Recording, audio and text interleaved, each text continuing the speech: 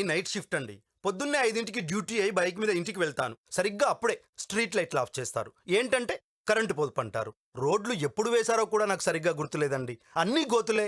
మొన్నొక చీకటి రోడ్లో బైక్ గోతులో దిగి పడిపోయారండి. దేవుడి దయ వల్ల హెల్మెట్ వేసుకున్నారు కాబట్టి బ్రతికి బయటపడ్డారు. ఏదేమైనా ఆయన టైంలోనే మంచి రోడ్లు వేయడం గాని వాటిని మెయింటైన్ చేయడం గాని జరిగిందండి. ఆయన వస్తేనే బాగుంటుందండి. చాలా బాగుంటుందండి. ఫ్యాను గుర్తుకు ఓటేయండి, దుమ్ము దులపండి. ఇది రణరంగం రణచ